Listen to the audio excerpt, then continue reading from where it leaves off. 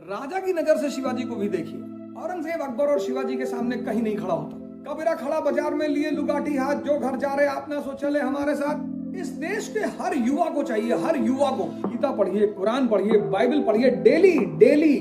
पढ़ेगा कौन? मन। सोचेगा कौन? मन। कनेक्ट कौन करेगा? मन। वही तुम्हारा स्थिर नहीं है।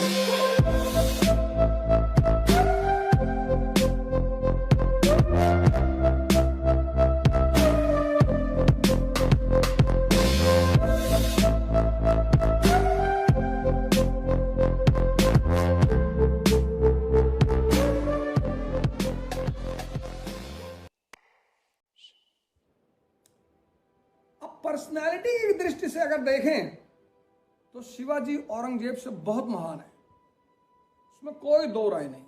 उसकी वजह मैं आपको बताऊं, तर्क मैं आपको लॉजिक दूं क्यों। औरंगजेब को जितनी बड़ी शहंशाहियत मिली, उस व्यक्ति को कुछ मिला नहीं था। वो एक पूना के जागीरदार का बेटा था, शाहजी का। किसी की तारीफ करने के पीछे जो मंशा होती वो इसलिए नहीं कि वो मेरी जाति का है, मेरे धर्म का, ऐसा नहीं। तुमको एक पूरा साम्राज्य मिला था अपने पिता से उत्तराधिकार में, उस व्यक्ति को कुछ भी नहीं मिला था।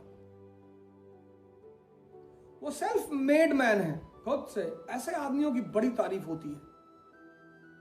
एक जमींदार का बेटा मराठा स्वराज्य की स्थापना कर देता, वो भी तुम्हारे सामने, और तुम कुछ नहीं कर पाते। 1674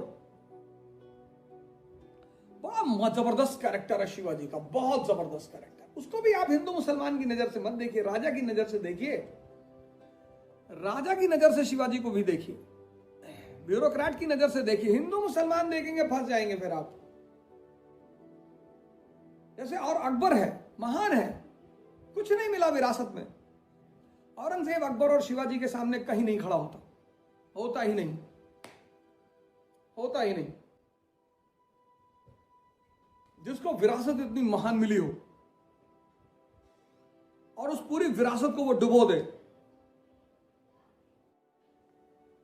तो जब ये और शिवाजी के, हाँ एक बात मैं आपको यहां पर और कहूंगा, यहीं पर मैं आपको शिवाजी की कहानी भी सुना दूंगा कि शिवाजी की महानता जो छिपी है वो उनके गुरु की वजह से है।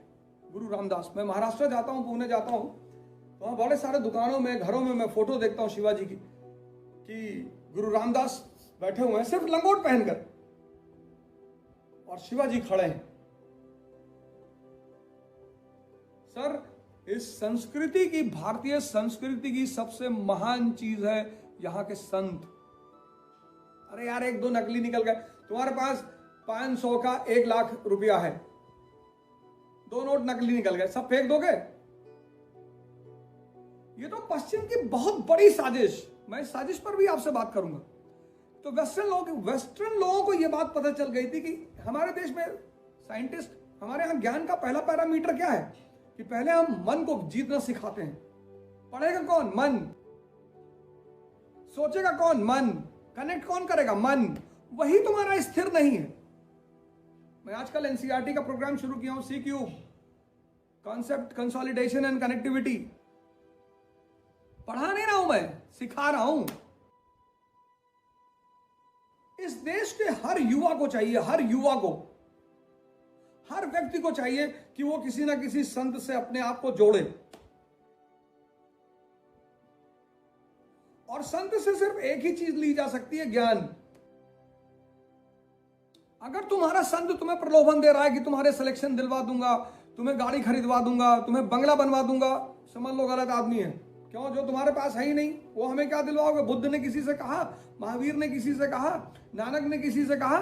कबीर तो कहते हैं कि कबीरा खड़ा बाजार में लिए लुगाटी हाथ, जो घर जा रहे आप ना सो चले हमारे साथ। शिवाजी, मैं निवेदन करूंगा इस देश के हर युवा, अगर इस देश को दोबारा महान बनाना है तो संतों की शरण में जाना ही पड़ेगा। और संतों का कोई धर्म नहीं होता कि ये मुसलमान संत हैं, ये हिंदू संत हैं, ये सिख संत हैं। संत का मतलब संत, जहां भी ज्ञान की दरिया बह रही है, जो आपके द्वंद्व को खत्म कर दे, जो आपके भ्रम को खत्म कर दे।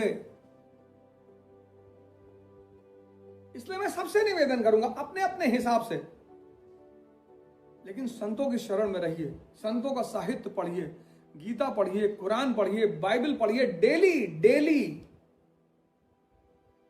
एनसीईआरटी आपको आईएएस बना देगी, लेकिन बाइबल, कुरान और गीता, अरे आपको तो इतना ऐश्वर्य दिला देंगी है कि मतलब आप समझ ही नहीं पाएंगे।